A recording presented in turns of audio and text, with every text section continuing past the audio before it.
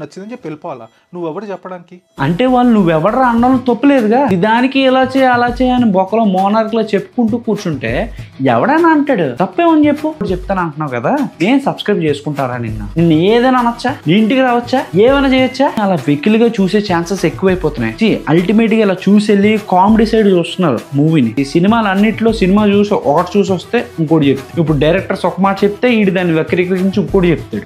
అసలు ఏ బొక్కన్న ఐడియా ఉందా? నాలెడ్జ్ పక్కన ఒకటి ఉంటుంది అనుకుంటా. బౌండ్ స్క్రిప్ట్ ఉంటే షూట్ అయిపోతుంది, సినిమా వచ్చేస్తుంది అనుకుంటున్నావా? ఇక వెళ్తుంది. నువ్వు ఎప్పుడు పెట్టావా పొదిగావా అంటే బొక్కలో బిర్యానీ తీరి చెప్తారా? ఆ బిర్యానీ తీరి కూడా కన్ఫర్మ్ చెప్తాను. అంత లొత్కోర్ తీరి నా జీవితంలో ఉండలేదు.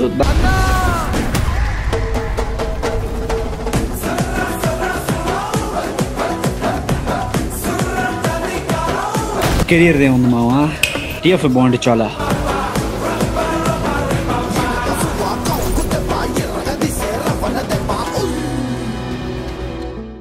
each year.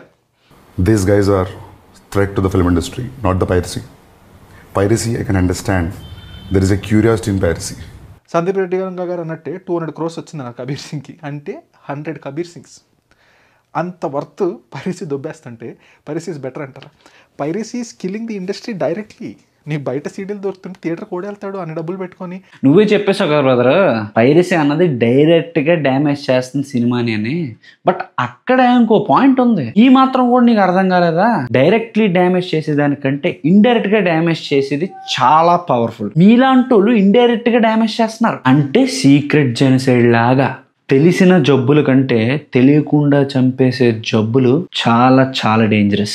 అండ్ పైరసీ అన్నది ఉన్నది అని తెలిసింది కాబట్టి మన ఇండస్ట్రీ పీపుల్, నాట్ ఓన్లీ మనం, అందరూ కొంచెమైనా సక్సీడ్ అవ్వగలిగారు పైరసీ మ్యాటర్. ఒకప్పుడు పైరసీని చాలా ప్రిఫర్ చేసేటోళ్ళు అందరూ, బట్ ఇప్పుడు అలా లేదు. నెంబర్ ఆఫ్ పీపుల్ డ్రాస్టిక్ గా డిక్రీజ్ అయిపోయారు కూడా ఇప్పుడు. ఎందుకు ఎలా అని అడుగుతావా? యూ కెన్ సీ, ఎందుకంటే so many people are fond to see movies in theatres today. First day first show వెళ్ళాలని చాలా మందికి ఉంది, ఇంక్లూడింగ్ అమ్మాయిలు కూడా. మనం ఫస్ట్ డే ఫస్ట్ షో వెళ్ళాలి, ఆ మూవీని ఎంజాయ్ చేయాలని ప్రతి ఒక్కరికి వచ్చింది.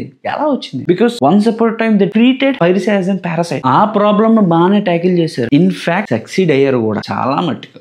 బట్ మీకోసం ఇప్పటికీ చాలా మంది తెలియట్లేదు. చాలా కొంతమందికి ఇప్పుడే అవేర్నెస్ వస్తుంది. They have to say you people are the real parasites. Definite గా అనాలి, పారాసైట్ అనే అనాలి. నువ్వు ఎంత ఫీల్ అయినా, అంత ముండము పెట్టినా, మీ వల్ల చాలానే నష్టం ఉంది. మీకోసం ఎప్పుడైతే స్టార్ హీరోస్ అందరూ స్టేజ్ మీద నించొని మాట్లాడడం మొదలెడతారో, మార్క్ మై వర్డ్స్, మీ పతనం స్టార్ట్ అయిపోతుంది. సూని జరగబోతుంది. గుర్తెట్టుకోండి, మాట్లాడుకుందాం మళ్ళీ ప్లేయర్స్ ఫుటేజ్ అని ఉంటే. ఇరిటేటెడ్ అంటే నా ఫీలింగ్ ఏంటంటే, review writers when they sincerely do the job, I don't have issue with it. If you sincerely say, I didn't like Arjun Reddy, I have a problem with that film, these are the aspects I don't like, I reject this film. This is what my rating is. Out of 10, I'll give you only 4. Then I'm okay. ఈ perspective నాకు okay అనుకుంటా. కానీ నువ్వు క్యారికేచరిస్గా మాట్లాడుకుంటూ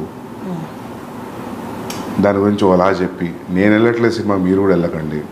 సింపుల్గా చెప్తారు ఏంటి, reviewers అనేవాళ్ళు వచ్చామా, రివ్యూ ఇది నా 3 stars 4 stars, నాకు సినిమా నచ్చిందని చెప్పి వెళ్ళిపోవాలా? నువ్వెవరు చెప్పడానికి? ఇప్పుడు ఎగ్జాక్ట్లీ మీ దగ్గరకు వచ్చి మీ సినిమా ఇట్ట తీయండి, మీరు రాజమౌళి గారు తీయండి లా తీయండి, లేకపోతే పూరి జగన్నాథ్ గారిలా తీయండి అలా అన్నావు అనుకోండి, నువ్వు నా సినిమా గురించి చెప్పు. ఎగ్జాక్ట్లీ ఇదంతా ఎంటర్టైన్మెంట్ బిజినెస్. మనందరం ఆడియన్స్ దాని అటెన్షన్ స్పాన్ కోసమే ట్రై చేస్తున్నాం, ఆడియన్స్ తగ్గట్టే చేస్తున్నాం. ఈయన వచ్చేసి ఇది ఉంది రివ్యూ అండి అదంటే ఎవడు చూడు, ఎంత ఎంగేజింగ్ గా కుడితే అంత ఎంగేజింగ్ గా చెప్పాలి. సందీప్ రెడ్డి వంగ గారు ఏమన్నారా, ఎంతనో ఉందా నీకు? సరే విను, అసలు నార్మల్ గా రివ్యూ ఇచ్చే వాళ్ళతో నాకు పెద్ద ప్రాబ్లం లేదు, క్యారికేచర్స్ ఇస్తేనే నాకు ప్రాబ్లం అన్నారు. దానికి మనోడు ఏమంటున్నాడు, సార్ ఇది సార్ రివ్యూ సార్, అది సార్ రివ్యూ సార్ అని చెప్పాలి సార్, ఇలా ఇవ్వాలా రివ్యూ అని అడుగుతున్నాడు. సరే ఫస్ట్ ఈ వీడియో చూడండి, నెక్స్ట్ మాట్లాడుతున్నాను. ఆ గ్రేసు, ఆ గుర్రం మీద కూడా గ్రేస్ కనపడిందంటే మెగాస్టార్ గారి వాళ్ళే. డిఎస్పి కొట్టుడు ఉంటుంది, రక్తాలే, చెవుల నుంచి రక్తాలే. అరుణాచలం స్టైల్లో ఏమన్నా ఇంత టైంలో ఇంత పోతే ఇంత వస్తుంది అని చెప్పేదన్నా ఉంటే క్లాసు ఐ కెన్ అండర్స్టాండ్. మాత్రం మంచి సినిమాలు ఏమనంటే ఐరన్నే వంచాలా ఏంటి, దాన్ని దోపి పెట్టుకోవాలా, మడిచి లోపల పెట్టుకోవాలా ఏంటి అన్నట్టు ఆత్రేయ గారి సినిమాల్లో ల్యాగ్ ఉండటం. ఆల్మోస్ట్ 25లో 20 సినిమాలు సొంత ప్రొడక్షన్ అండి. అంటే బయట వాళ్ళు రావట్లేదా, లేకపోతే మేమే చేస్తామంటున్నారా అంటే నోట్లో కొట్టిరండి. డైరెక్ట్ కొట్టేసారు అంతే. గురుజీ గారు చెప్తున్నాను, ఇంకొక 2 సినిమాలు, జస్ట్ 2 సినిమాలు తీయండి, ఇలానే మీరు ఉన్న నమ్మకం పోద్ది. ఇవే కాదు ఇంకా ఎన్నో. సరే, బేసికల్లీ క్యారికేచర్ అంటే ఏంటంటే అవి ఒక ఎగ్జాజరేటెడ్ పిక్చర్స్ అనమాట. ఫర్ ఎగ్జాంపుల్ చెప్తాను చూడండి, కొన్ని న్యూస్ ఛానల్స్ లో కానీ న్యూస్ పేపర్స్ లో కానీ పొలిటీషియన్స్ ని హెడ్ పెద్దగా గీస్తారు కానీ బాడీ చిన్నగా గీస్తారు. రియాలిటీకి అలా మనుషులు ఉండరు, ఓన్లీ ఆ పిక్చర్స్ లోనే ఉంటారు. అలాంటి పిక్చర్స్ ని క్యారికేచర్స్ అంటారు. ఎగ్జాజరేట్ చేసి ఒక మనిషిని చూపించడం, ఎగ్జాజరేట్ చేసి ఒక ఇమేజ్ ని క్రియేట్ చేయడం, అది క్యారికేచర్ అంటే. బేసికల్లీ ఇలా చేయడం వల్ల మనకి కొద్దిగా కామికల్ ఫీల్ గానీ ఐడియా గానీ వస్తుంది ఆ పర్టికులర్ పర్సన్ మీద. అది ఎంత సీరియస్ నోట్ అవ్వనివ్వండి, అలా వస్తుంది. ఇప్పుడు సందీప్ రెడ్డి వంగ గారు ఏం చెప్పారు, నార్మల్ గా రివ్యూస్ చెప్పడం పర్లేదు, బట్ ఇలా క్యారికేచరస్ గా చెప్పడం అన్నది కరెక్ట్ కాదు, అది వాటికి నేను అగెనిస్ట్ అని చెప్పారు. ఎందుకంటే మూవీని అలా వెకిల్ గా చూసే ఛాన్సెస్ ఎక్కువైపోతున్నాయి. అల్టిమేట్ గా ఇలా చూసెళ్ళి కామెడీ సైడ్ చూస్తున్నారు మూవీని. ఫర్ ఎగ్జాంపుల్ ఎనీథింగ్ తీసుకోండి, ఇప్పుడు కిరణ్ అబ్బవరం గారు కా సినిమాతో మంచి సినిమా తీశారు, బట్ ఆ సినిమాని కామెడీ చేసుకుని చూసిన వాళ్ళు కూడా ఉన్నారు థియేటర్స్ లో. వై? ఎందుకంటే అలా చూస్తున్నారు అతన్ని. ఇలా మూవీస్ ని, ఈవెన్ సీరియస్ నోట్ ఉన్న మూవీస్ ని ఇలా కామెడీ సైడ్ చూడడం వల్ల మూవీ పోయే ఛాన్సెస్ అన్నవి చాలా ఎక్కువైపోతాయి. అలాంటివి నేను ఎంకరేజ్ చేయను, ఐఎమ్ అగెనిస్ట్ టు ఇట్ అని చెప్పారు. అంటే ప్రతిదీ ఇంత ఎలాబరేట్ చేసి చెప్పరు కదండి వాళ్ళ డైరెక్టర్స్, వాళ్ళకంటూ ఒక హోదా ఉంది. ప్రతిదీ ఎలాబరేట్ చేయాలంటే అవ్వదు, వాళ్ళ వర్డ్స్ ని మనం అర్థం చేసుకోగలగాలి. వీడు చెప్పింది ఏంటి అసలు? ఇదే జరుగుతుంది ఫస్ట్ నుంచి సినిమాలు అన్నిట్లో. సినిమా ఒకటి చూసి వస్తే ఇంకోటి చెప్తాడు. ఇప్పుడు డైరెక్టర్స్ ఒక మాట చెప్తే వీడు దాన్ని వక్రీకరించి ఇంకోటి చెప్తాడు. ప్రతిసారి ఇదే రిపీట్ అవుతుంది. అలాంటివి నచ్చమన్నారు ఆయన. దానికైనా అలా అంటే చేయగట్టుకొని చెప్పాలా, వీఆర్ ఆల్సో ఎంటర్టైనింగ్ పీపుల్ అంటావేంట్రా? ఊతులు ఊరికే రావు. మరి సింపుల్ గా చెప్తారు ఏంటి, రివ్యూయర్స్ అనేవాళ్ళు వచ్చామా, రివ్యూ ఇది నా 3 స్టార్స్ 4 స్టార్స్, నాకు సినిమా నచ్చిందని చెప్పి వెళ్ళిపోవాలా. నువ్వు ఎవరు చెప్పడానికి? ఇప్పుడు ఎగ్జాక్ట్లీ మీ దగ్గరకు వచ్చి మీ సినిమా ఇట్ట తీయండి, మీరు రాజమౌళి గారు తీయండి లా తీయండి, లేకపోతే పూరి జగన్నాథ్ గారిలా తీయండి అలా అన్నావు అనుకోండి, నువ్వు నా సినిమా గురించి చెప్పు. ఎగ్జాక్ట్లీ ఇదంతా ఎంటర్టైన్మెంట్ బిజినెస్. మనందరం ఆడియన్స్ దాని అటెన్షన్ స్పాన్ కోసమే ట్రై చేస్తున్నాం, ఆడియన్స్ తగ్గట్టే చేస్తున్నాం. ఈయన వచ్చేసి ఇది ఉంది రివ్యూ అండి అదేనంటే. ఎంత బుర్రలేనంటే వాళ్ళ డబ్బులు వాళ్ళు పెట్టుకొని వాళ్ళు ఆడియన్స్ అటెన్షన్ కోసం ఇదంతా చేస్తుంటే నువ్వేం పెట్టుకొని చేస్తున్నావురా?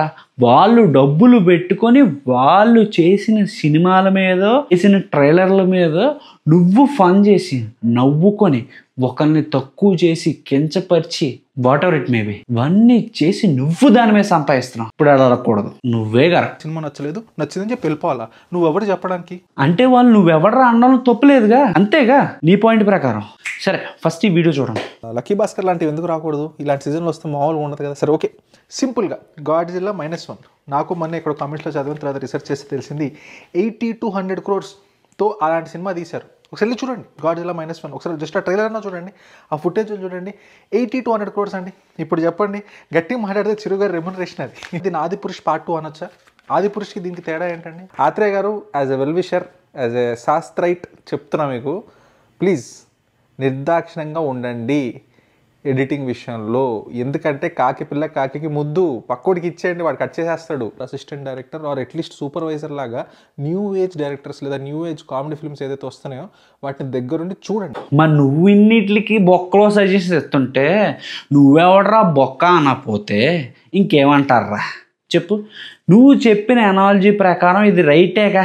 నచ్చిందని చెప్పి వెళ్ళిపోవాలా. నువ్వెవరు చెప్పడానికి? అంటే నిన్నే కాదు, మీలాంటి వాళ్ళని పారాసైట్ అన్నంలో తప్పు లేదుగా. ప్రతిదానికి ఇలా చేయ అలా చేయని బొక్కలో మోనార్క్ లో చెప్పుకుంటూ కూర్చుంటే ఎవడైనా అంటాడు, తప్పేమని చెప్పు. ఇలా అంటే నేను డబ్బులు పెట్టి వెళ్ళాను నేను అంటాను అంటావు. ఎవరా నువ్వు పెట్టిన 3 సరే నువ్వు అడుగుతున్నావు కదరా నీ వీడియోస్లో నన్ను సబ్స్క్రైబ్ చేయి 500K మీకు కూడా చెప్తాను అంటున్నావు కదా, నేను సబ్స్క్రైబ్ చేసుకుంటారా? నిన్ను ఏదైనా అనొచ్చా? నీ ఇంటికి రావచ్చా? ఏమైనా చేయొచ్చా? ఆలోచించుకో. నువ్వు మాట్లాడే మాట ఎంత వరస్ట్గా ఉందో ఆలోచించుకో నువ్వే. నేను లిమిట్ దట్ మాట్లాడితే మనం అన్నీ అంటాం కానీ మనల్ని ఎవ్వడేమనకూడదు. పోనీ నీకు మినిమం నాలెడ్జ్ ఉందా? ప్రీ ప్రొడక్షన్ ఎలా చేస్తారు, షూట్ ఎలా చేస్తారు, పోస్ట్ ఎలా చేస్తారు, అసలు ఏ బొక్క ఐడియా ఉందా? నాలెడ్జ్ పక్కనెట్టు. ఏమని అంటే బౌండ్ స్క్రిప్ట్ అంటో అదొకటే తెలుసా నీకు? అదొకటే ఉంటుంది అనుకుంటా. బౌండ్ స్క్రిప్ట్ ఉంటే షూట్ అయిపోతుంది, సినిమా వచ్చేస్తుంది అనుకుంటున్నావా? నీకే ఏ బొక్క తెలీదు. నీ దగ్గర నుంచి ఎవడన్నా నేర్చుకోవాలని ఎలా ఎక్స్పెక్ట్ చేస్తున్నావు? నాకు అర్థం కాదు. అదే దేంట్లో ఉంటుంది కదా, గుడ్డు పెట్టి ఆస్ట్రిచ్ కదా అని తెలుస్తుంది దాని నొప్పి అంటే ఏంటన్నది. అలాగే తెలియాలి. ఎందుకు డైలాగ్ ఎందుకు వచ్చింది? ఆ ఎక్స్పీరియన్స్ దానికే తెలుస్తుంది. ఎక్స్పీరియన్స్ ఉన్నోడికి అది ఎంత నొప్పో తెలుస్తుంది అని అర్థం. నీకు ఎలా తెలుస్తుంది? నువ్వు ఎప్పుడు పెట్టావా పొదిగావా? అన్ని రానప్పుడు నీకు ఎందుకు రా నొప్పి? నిన్నెవడు చేతులు కట్టుకొని చెప్పమని ఎవ్వడు అనట్లేదు. మినిమం డిగ్నిటీ మెయింటైన్ చేయరా బాబు అని చెప్తున్నారు. నీకు సినిమా అన్నది జస్ట్ ఒక ఎంటర్టైన్మెంట్, కానీ వాళ్ళకి లైఫ్, నాలాంటి వాళ్ళకి లైఫ్. అది చాలా కష్టపడుతున్నారు, బట్ మనం ఇంకా అప్ టు మార్క్ కాదని ప్రతి ఒక్కరికి అర్థమవుతుంది. ప్రపంచం మొత్తం మన వైపు చూస్తుంది. లాట్స్ ఆఫ్ ప్రెషర్, ఎక్స్పెక్టేషన్స్ ఉన్నాయి తెలుసు. కొంచెం వెయిట్ చే, రుకో జరా, సబర్ కరో. ఏమన్నా మన కంటెంట్ కోసం బాగాలేదు అని చెప్పేసి నాకు సింపుల్ అనుకుంటున్నావు ఇవి చేయడం, అదే చేస్తే తెలుస్తుంది. అప్పుడు మాట్లాడొచ్చురా బాబు అంటే అప్పుడు మాట్లాడలేవు కూడా, నీకు తెలుస్తుంది కదా ఆ బాధ, నొప్పి ఎట్ట ఉంటుందో నీకు తెలుస్తుంది. కాబట్టి అలా అంటే బొక్కలో బిర్యానీ తీరి చెప్తారా? ఆ బిర్యానీ తీరి కూడా కన్ఫర్మ్ చెప్తాను. అంత లొత్కోర్ తీరి నా జీవితంలో అనలేదు. దానికోసం కూడా నేను వీడియో చేస్తా, ఖచ్చితంగా చేస్తా, గుర్తుపెట్టుకో. అసలు ఈడంత బొక్కలో క్యాండిడేట్ అంటే ఈడి మాట మీద ఈడికే నెలకొని ఉండదండి. ఒకసారి చూడండి మీకు అర్థమవుతుంది. అంటే నోట్లో కొట్టిరండి, డైరెక్ట్ కొట్టేసారు అంతే. గురుజీ గారు చెప్తున్నాను, ఇంకొక 2 సినిమాలు, జస్ట్ 2 సినిమాలు తీయండి, ఇలానే మీరు ఉన్న నమ్మకం పోద్దు. అది అప్పుడు ఎలా అన్నావు ఎప్పుడు ఎలా అన్నావు అంటే టైం బట్టి థింగ్స్ చేంజ్. గుంటూరు కారం. సో గుంటూరు కారం బేసిక్గా మనం అందరూ చాలా ఎక్స్పెక్టేషన్స్ పెట్టుకొని ఏదో ఉంటుంది, మా బాబు గారు వస్తారు, త్రివిక్రమ్ గారు ఇంక చంపేస్తారు, కాంబో అది ఇది అనుకున్నాం. ఐ పర్సనలీ ఫీల్ లైక్ అప్పుడు కొంచెం చాలా ఓవర్గా క్రిటిసైజ్ చేసామా అని ఇప్పుడు అనిపిస్తుంది. అది ఇలా స్టాండర్డ్నెస్ లేని వాళ్ళు మాట్లాడితే మనకి స్టాండర్డ్స్ ఉండవండి. ప్యూర్లీ అటెన్షన్ కోసం మాత్రమే ఈ టాక్సిక్ అట్మాస్ఫియర్ క్రియేట్ చేస్తున్నాడు. ఏమనంటే ప్రజలు డబ్బులు బొక్కాడుతున్నాడు, నా డబ్బులు బొక్కాడుతున్నారు అంటారు. కానీ నాకు అర్థం కాని మ్యాటర్ ఏంటంటే ఇవేనా మ్యాండేటరీ ఏంటంటే నాకు అర్థం కాదు. నచ్చినోడు వెళ్తాడు, నచ్చినోడు మానేస్తాడు. ఈడు కూడా నచ్చే కదండి వెళ్తున్నాడు, వెళ్ళాలి చూడాలని వెళ్తున్నాడు. ఏంటంటే మన పేరెంట్ జనరేషన్ వస్తున్నారు, ఫస్ట్ డే ఫస్ట్ షోలు వస్తున్నారు, డబ్బులు ఖర్చు పెట్టుకుని సినిమాలకు వస్తున్నారు, ఓటీటీకి వస్తే చూద్దాం వెయిట్ చేస్తాం. ఇట్స్ ఏ లగ్జరీ అండి అంతే. నిజంగా ఆ డబ్బులు కావాలనుకున్నాడు ఎవ్వడు వెళ్ళట్లేదండి సినిమాకి. ఎవడో గుర్తొస్తున్నాడు, ఏదో సమాజ సేవ చేసినట్టు మాట్లాడుతున్నాడు. ఈడు సినిమాల్లో ఆ లెవెల్లో ఉన్నాడంటే ఎన్నో సంకలనాకి వెళ్ళాడని అర్థం. కొన్ని హీరోలు వదిలే, డైరెక్టర్లు అట్లీస్ట్ అలాంటి ఓన్లీ ఇన్నేసి అంటే ఎవడైనా అంటాడు రత్న. పారాసైట్ ఏంటి, ఇంకా చిన్న మాట పారాసైట్. నేనైతే వేరేగా ఉంది లెవెల్.